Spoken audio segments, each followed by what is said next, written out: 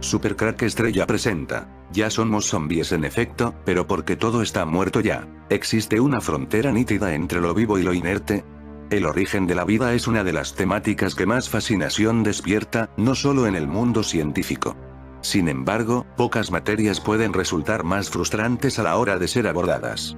Pues bien, analizaremos en el presente video de Supercrack Estrella cuáles son los criterios de distinción entre lo vivo y lo inerte en aras de clarificar las diferentes posiciones. Hemos creado un modelo con dos variables, materia viva, materia inerte, que arroja un total de 4 combinaciones posibles. Cada una de estas combinaciones representa un paradigma de pensamiento con sus propios axiomas, preguntas a resolver, anomalías y contradicciones con el modelo. Pretendemos clasificar todas las posiciones existentes en lo referente a la aparición de la vida, de forma que cualquier autor que haya reflexionado sobre la cuestión pueda sentirse identificado con alguna de las combinaciones y observar in situ su propia Weltanschauung, incluidas las limitaciones, aporías y cuestiones irresolubles. En un mundo donde reina la teoría de caos, cabe preguntarse si estamos vivos o estamos muertos. Y si en realidad el apocalipsis zombie siempre estuvo entre nosotros, y no nos dimos cuenta. ¿Están los muertos realmente muertos, y los vivos realmente vivos? ¿Y si los muertos estuvieran vivos, y los vivos muertos? La Biblia habla de Lázaro como el resucitado que llegó de la muerte, pero desconocemos el destino de Lázaro. Algunos piensan que se fue a Francia.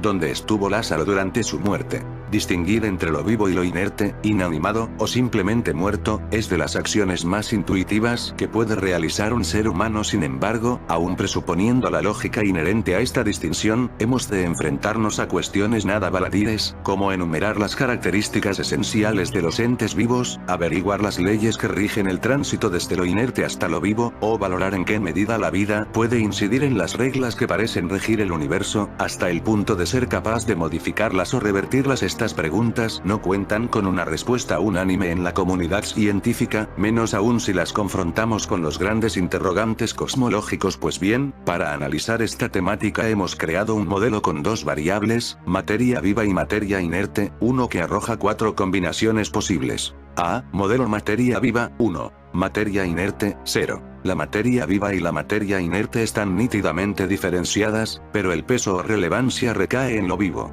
B. Modelo materia viva, 0. Materia inerte, 0. La distinción entre materia viva y materia inerte carece de justificación porque lo relevante no es la materia, sino la información que la vertebra. C. Modelo materia viva, 1. Materia inerte, 1. La distinción entre la materia viva y la materia inerte carece, como en el modelo anterior, de justificación, pero en este caso porque todo está vivo, solo que a escalas diferentes, entendiendo aquí por vivo a todo ente sujeto a la segunda ley de la termodinámica, lo que nos obliga a reflexionar acerca de la relación entre la vida, como orden organizado, y la entropía. D. Modelo materia viva, 0. Materia inerte, 1. Esta es la combinación más desconcertante, ya que parte de las tesis que sostienen que el tiempo como tal no existe, con lo que la materia viva y la materia inerte están separadas, en efecto, pero porque todo está muerto y es esta la que vamos a analizar. Todo está muerto y es un apocalipsis zombie. 5.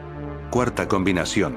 Materia viva, 0. Materia inerte, 1. El cuarto modelo es, con diferencia, el más turbador de cuantos analizamos. Sostiene que todo, incluida la materia viva, está ya muerto, de ahí que lo representemos con el grafismo 0, 1, lo que simboliza que el peso recae en la materia inerte, a partir de un famoso aforismo de Albert Einstein: pasado, presente y futuro son solo ilusiones, aunque sean ilusiones pertinaces. Diversos autores niegan, en contra de nuestra experiencia cotidiana y sentidos, la existencia del tiempo. Tan atrevida afirmación es consecuencia de la teoría de la relatividad. No hay un tiempo universal y absoluto, con lo que solo hay simultaneidad, y de las desconcertantes consecuencias de la física cuántica, entrelazamiento, indeterminación, etc. Su modelo cosmológico sería un universo holográfico, en concreto, el paradigma de Ochtisuskind, la búsqueda de una teoría del todo que unifique ambos paradigmas, la relatividad y el mundo cuántico, saldada hasta ahora con un rotundo fracaso, así como la discordancia existente entre el tiempo tal y las ecuaciones que parecen regir la realidad, ha llevado a algunos científicos a esa sorprendente conclusión.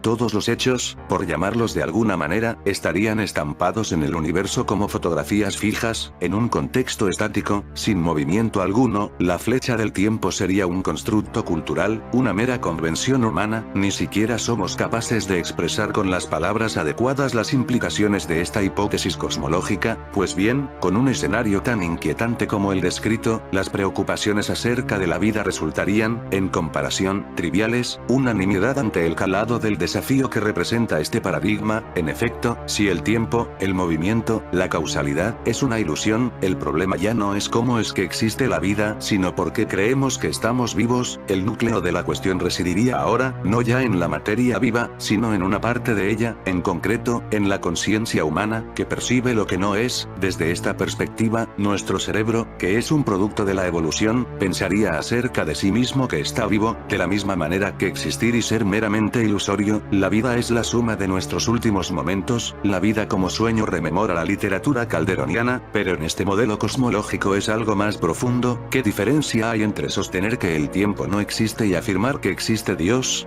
Quizás sea esta la principal carencia del modelo que analizamos, su carácter metafísico. En efecto, que matemáticamente este paradigma sea posible no implica que empíricamente lo sea. ¿Cómo verificar, falsar, o contrastar una teoría tan contraria a la intuición?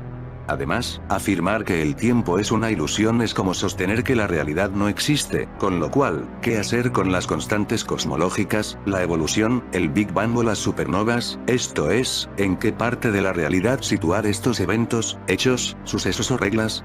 ¿Cómo razonar empleando una mente que cree estar viva cuando a la vez se razona a sí misma como inerte? ¿Compiten los físicos con los teólogos a la hora de formular enunciados no verificables? ¿Se reducirá la física cosmológica a la neurología? ¿A quién comunicar las conclusiones de asertos tan desconcertantes? En la práctica, este paradigma, minoritario pero no inexistente, supone la demolición del axioma básico del razonamiento humano, el cogito ergo sum cartesiano. Un aforismo del tipo pienso sin existir podría ser coincidente con alguna religión panteísta, animista, con el misticismo cristiano, etc., pero una cosa es analizar curiosidades multiculturales y otra muy diferente universalizarlas epistemológicamente. Varias leyendas cuentan que María Magdalena salió de su tierra y llegó a la costa del sur de Francia. La barca en que salió, se dice, no tenía ni remos ni timón. Una de las leyendas cuenta que la barca se dirigió a una isla llamada Ratis en la costa de Galia, el lugar de un templo dedicado a la diosa en sus formas de Cibele, Artemisa e Isis. Ratis se convirtió en Saintes Maries de la Mer, el lugar donde, según la leyenda, desembarcó María Magdalena junto con Lázaro, María de Betanía, que para algunos es la misma que María Magdalena, Salomé la madre de Juan, Maximino y José de Arimatea. Los personajes varían según las leyendas. Por eso se cree que allí en Saintes Maries de la Mer desembarcaron tres Marías: María Magdalena, María Salomé y María Jacobi. Desembarcó también una niña llamada Sara, un nombre que quiere decir princesa en hebreo. Sara, de tez morena, fue la hija de María Magdalena y Jesús. Las Marías se separaron para llevar el evangelio a otros lugares. María Magdalena se fue a la Provenza, donde predicó y convirtió a muchos de sus habitantes. El célebre Nostradamus nació aquí en la Provenza, aquí habría portales dimensionales. Nikola Tesla realizó su experimento de máquina del tiempo también aquí en la Provenza francesa, porque aquí está la barrera del tiempo y de la vida y la muerte. Lázaro, el hombre que murió 2 veces. ¿Murió, realmente, o solo estuvo suspendida su vida en aquellos 4 días? 1. El misterio de Lázaro. Detengámonos para preguntarnos por el misterio de esta alma, el más agudo misterio de cuantos existan. ¿Qué experimentó Lázaro? ¿Qué significaron para él esos 4 días? ¿Dónde? ¿Qué fue para él la vida y cómo cruzó los años después de su regreso? Desgraciadamente nadie responderá a estas preguntas. Escritores, poetas, han girado sobre esta misteriosa existencia, pero solo pueden ofrecernos sus imaginaciones o aplicar a Lázaro lo que ellos piensan de la vida y de la muerte. Luis Cernuda nos contará, por ejemplo, que a Lázaro no le gustó resucitar, que al oír la llamada de Jesús, hundió la frente sobre el polvo al sentir la pereza de la muerte, quiso cerrar los ojos, buscar la vasta sombra, y que, forzado por aquella voz que le arrastraba, sintió de nuevo el sueño, la locura y el error de estar vivo, y tuvo que pedirle al profeta fuerza para llevar la vida nuevamente, aunque, al menos descubriera que, en adelante, debería vivir trabajando no por mi vida ni mi espíritu, mas por una verdad en aquellos ojos entrevista ahora. Hermoso, sí, pero ¿quién nos lo certifica? Para Jorge Guillén, al contrario, Lázaro no se encontró nada a gusto muerto, se encontró harapiento despojo de un pasado, siendo ya, no Lázaro, sino ex Lázaro, en un fatal naufragio oscuro, por eso, cuando Jesús le resucite, le pedirá que le deje aquí, en la pequeña y dulce tierra de los hombres, y que su cielo no sea otra cosa que una pequeña Betanía, en una gloria terrena, de nuevo, poesía, solo poesía. En realidad nada sabemos de lo que atravesó antes, durante y después, por el alma de Lázaro, ¿murió, realmente, o solo estuvo suspendida su vida en aquellos 4 días? ¿Su segunda vida fue, en realidad, una segunda vida, o una prolongación de la anterior? ¿Añadió Cristo un codo más a su existencia? ¿Y cómo fue ese añadido? Las leyendas han tejido este segundo trozo de vida de Lázaro, hasta hacerle algún arzobispo de León muchos años más tarde, pero solo son leyendas. Tal vez lo único que sabemos que tenemos derecho a suponer es que Lázaro comenzó a vivir de veras ahora que sabía lo que la muerte era, es decir, que vivió como los hombres todos deberían hacerlo si se sintieran resucitar cada mañana. 2. La verdadera vida. Lo que sí podemos hacer nosotros, aunque San Juan no lo haga expresamente, es leer esta página a la luz de todo el resto de su evangelio, para empezar descubriendo que el concepto de vida y el de vida eterna son 2 de las ideas claves de todo el cuarto evangelio y dominan todo el cuadro que este da de la salvación obrada por Cristo. Como comenta Wickenhauser, la noción de vida en Juan corresponde en importancia a la de reino de Dios en los sinópticos, 21 veces aparece en este evangelio la palabra vida, 15 las palabras vida eterna. Dios es el Padre que vive, 6:57. Él es el único que originalmente posee la vida y Él quien la comunica. No hay otra vida que la que Dios posee, los hombres tienen vida en el Hijo, en su nombre, 3:15, 20, 31. Y esta vida que el Hijo comunica a los hombres es mucho más que la vida natural, es la vida trascendente del mundo superior, la vida eterna, un bien en orden a la salvación, o, para ser más exactos, es la salvación misma, la condición de quien está salvado. Los hombres realmente vienen al mundo privados de vida, creen vivir pero están muertos, están en la muerte, y lo están mientras no reciban vida de Jesús. Podemos ver entonces cómo en la Biblia está la ciencia que nos dice que ya estamos muertos pero no lo sabemos, y en cierto modo la vida ya es un apocalipsis zombie. A la luz de todo esto, ¿podemos entender mejor lo sucedido a Lázaro? ¿No será su resurrección, además de un milagro, un paradigma de todo el pensamiento de Jesús sobre la vida y la muerte? ¿No tiene o puede tener todo hombre 2 vidas, una primera inmortal, y una segunda que se produce en su encuentro con Cristo? ¿No es todo creyente un Lázaro, que tal vez ignora que lo es? Así todos vivieran su segunda y verdadera vida, como debió de vivirla Lázaro. Pero evidentemente la resurrección del hermano de Marta y María fue solo un ensayo, y tal vez no debiéramos ni siquiera llamarla resurrección. Hay teólogos que prefieren hablar de resucitación, para diferenciarla de la verdadera, la de Jesús, porque el Lázaro de Betanía volvió a morir años o meses después de su primer regreso. La segunda vida, o el segundo trozo de su vida, no comportaba la inmortalidad, que es la sustancia de la resurrección. En Jesús, la segunda vida fue la eterna, la inmortal, la interminable. En Lázaro, hay que repetir, solo hubo un anuncio, un ensayo, en todo caso el verdadero y más profundo milagro de aquel día, más que la misma recuperación de la vida terrena, fue el encuentro de Lázaro con Cristo, un milagro, una fortuna, que cualquier creyente puede encontrar. 3. Las consecuencias. Muchos de los judíos que habían venido a Betanía y vieron lo que había hecho, creyeron en él, pero algunos se fueron a los fariseos y les dijeron lo que había hecho Jesús, y desde aquel día tomaron la resolución de matarle. 11:45-54. Esta es la lógica de la raza humana, como comenta Fulton Sheen. De la misma manera que el sol brilla sobre el barro y lo endurece, y brilla sobre la cera y la ablanda, así este gran milagro endureció algunos corazones para la incredulidad y ablandó a otros para la fe. Algunos creyeron, pero el efecto general fue que los judíos decidieron condenar a muerte a Jesús. El apóstol sabe muy bien que los milagros no son remedios contra la incredulidad. Si Lázaro y sus hermanas hubieran creído hacer algún favor al triunfo de Cristo, ayudándole con un supuesto milagro, habrían demostrado, entre otras cosas, muy corta inteligencia y mucho desconocimiento de la realidad.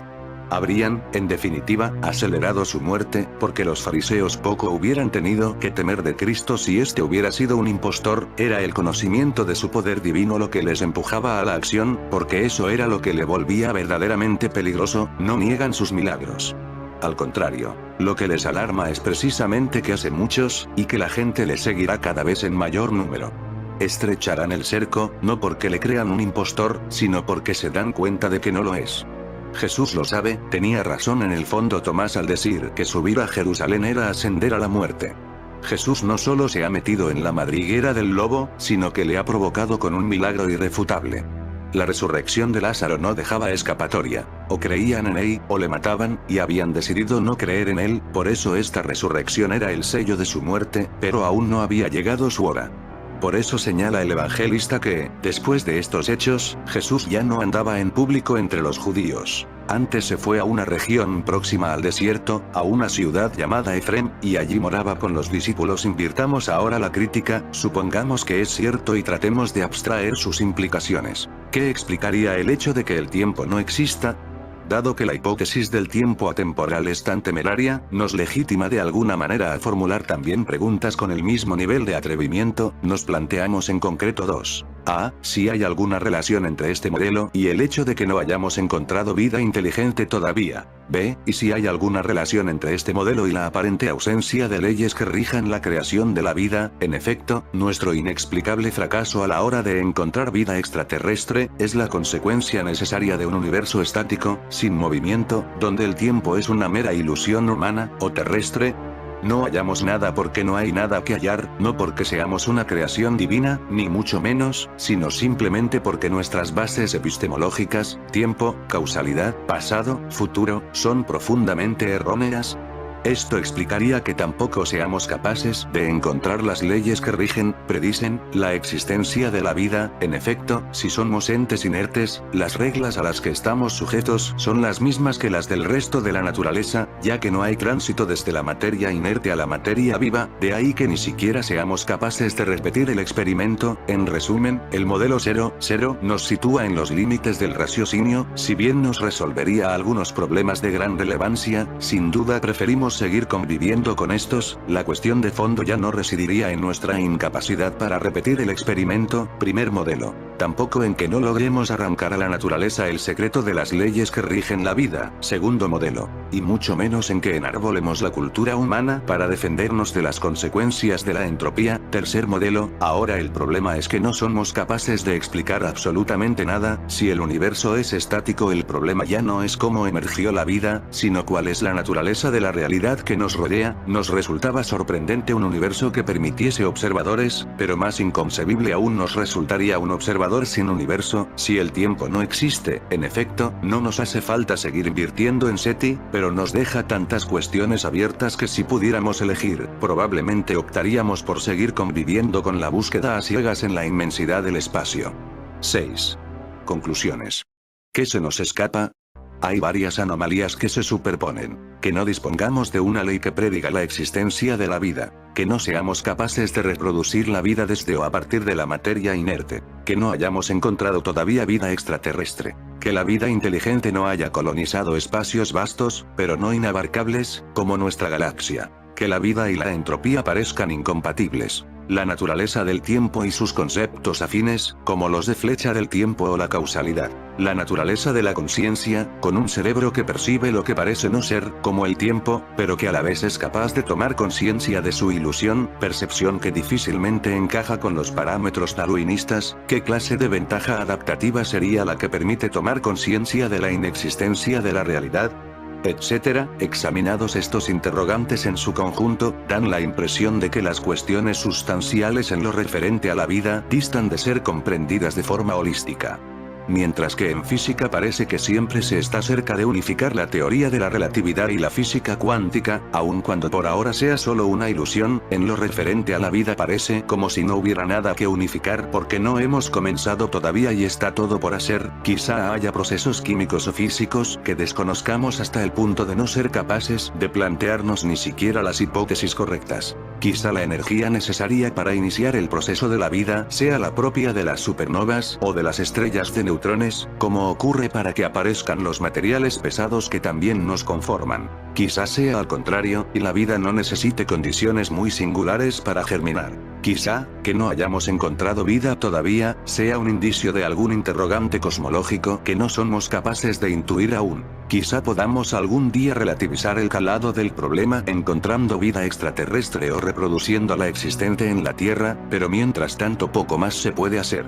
La que parece ser la conclusión más relevante de esta comparativa de paradigmas es que no podemos resolver el misterio de la vida de forma separada a los modelos cosmológicos. La radical separación existente entre la biología y la física, aun cuando esté siendo superada por la astrobiología, perjudica nuestro objeto de estudio. Aunque pudiéramos repetir algún día el experimento natural de crear vida, seguiríamos sin tener una ley que prediga la existencia de esta. Ni siquiera tenemos hipótesis plausibles acerca de cómo conectar una ecuación formada por variables como hidrógeno, gravedad, tiempo y vida. Si llenáramos un inmenso globo de hidrógeno, nadie podría predecir que al cabo de miles de millones de años habría un observador. Y sin embargo eso es lo que ha sucedido. La paradoja de Fermi, ¿dónde se ha metido todo el mundo? Es el reverso de la pregunta ¿cuál es la naturaleza última de nuestro universo? Digresiones tan interconectadas que no deberíamos abordarlas por separado, paralelismos o analogías como las establecidas entre la transición de fase en física cuántica y el salto de la materia inerte a la vida, la relación entre la física cuántica y la evolución, la relación entre la ruptura de simetría entre la materia y la antimateria, de un lado, y la quiralidad de la vida, de otro. El vínculo entre la luz polarizada de las estrellas y la supervivencia de los aminoácidos levógiros que nos conforman. La relación entre la vida y la asimetría de átomos y moléculas, o en qué medida ha podido influir la fuerza nuclear débil, etc., muestran precisamente este persistente esfuerzo por vincular los interrogantes cosmológicos con los de la vida, como si forzáramos las relaciones entre variables dispares en un desesperado esfuerzo por terminar de entrelazar aspectos de una realidad tan incomprensible como inaprehensible. ¿Qué pasa cuando morimos? Casi todas las denominaciones cristianas enseñan un cielo o un infierno después de la vida. Básicamente, creen que todo ser humano tiene un alma inmortal que irá directamente al cielo o al infierno después de que el cuerpo físico muera. Hay muchas ideas acerca de cómo son el cielo y el infierno, y acerca de quién va a ir al cielo y quién al infierno. Pero las ideas populares acerca del cielo y el infierno provienen de la Biblia. La Biblia enseña claramente que todos los seres humanos mueren, y de la manera que está establecido para los hombres que mueran una sola vez, Hebreos 9:27. Ya que todos vamos a morir, lo que sucede después de la muerte es una de las preguntas más importantes que podemos hacer y responder. ¿Qué dice la Biblia acerca de la muerte? La respuesta corta a esta pregunta es que la Biblia dice literalmente que después de la muerte simplemente morimos, no vamos al cielo o al infierno, ni mantenemos un estado de conciencia. Los muertos duermen en la inconsciencia, no piensan ni sienten nada. Pero la buena noticia es que el sueño de la muerte no es permanente. La Biblia enseña que habrá una resurrección, una restauración de la vida en un futuro próximo. Versículos de la Biblia que describen la muerte como el sueño.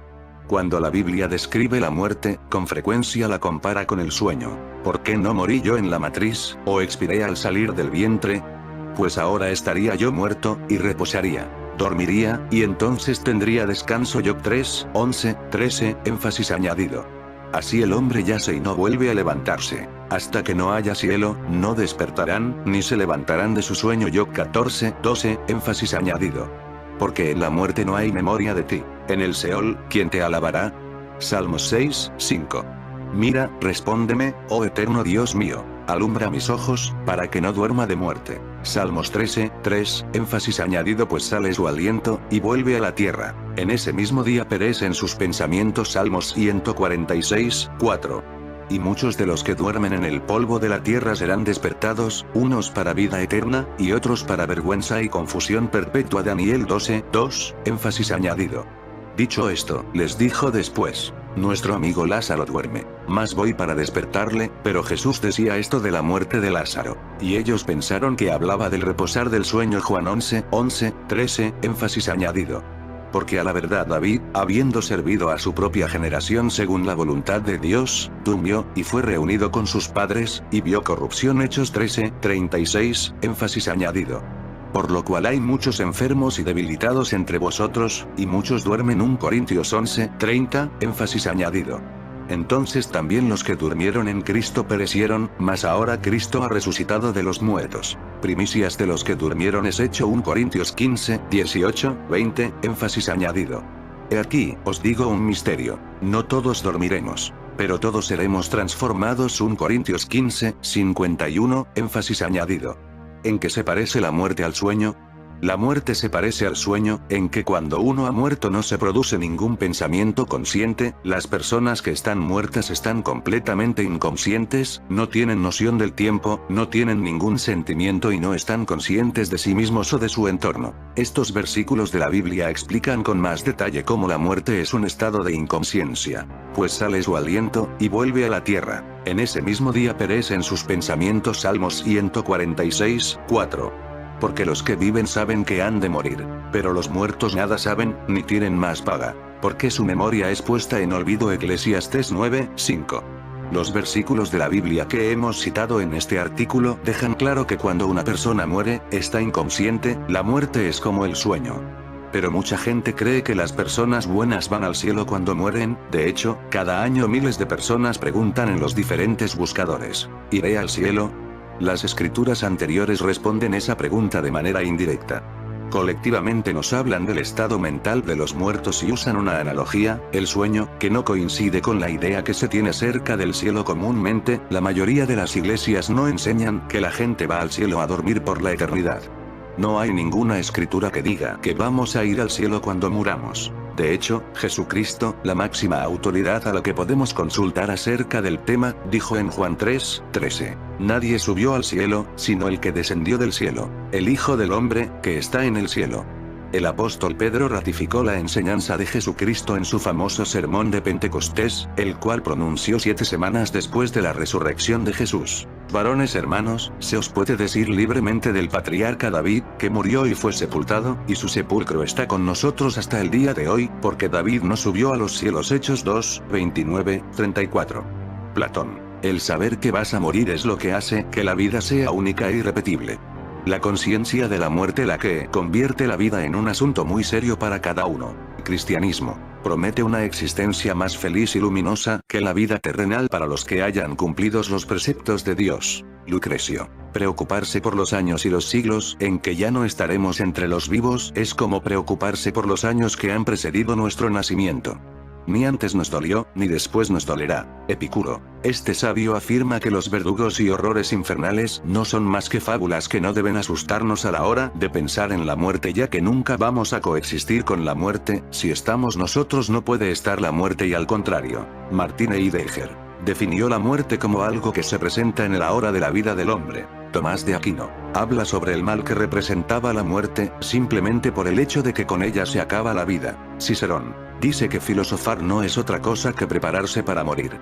Hegel dice que la muerte libera el espíritu que está encerrado en la naturaleza. Quizás las casas encantadas solo son el sueño de un fantasma, sueños que nos miran desde su ventana de donde un día hubo vida. Esta podría ser la historia de la historia detrás de la casa encantada de Delaware. Es más que aterradora. Sueños de fantasmas atrapados en un éter, sueños que miran la vida pasar desde su ventana. La mansión Woodburn en Dover se construyó en el año 1790 y es uno de los ejemplos que quedan de las casas georgianas en todo el estado.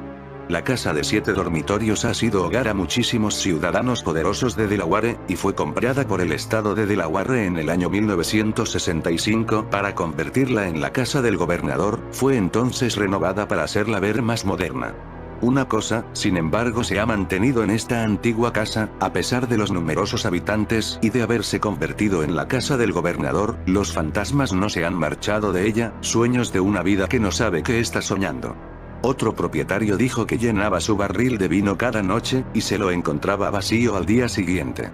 Estas apariciones eran siempre perpetradas por figuras vestidas con ropas revolucionarias, incluso en nuestros días, uno de los fantasmas era más joven que los otros, y te hace preguntarte sobre qué ocurrió en la casa para tenerla. Una joven chica es vista a menudo en el jardín, llevando un vestido rojo.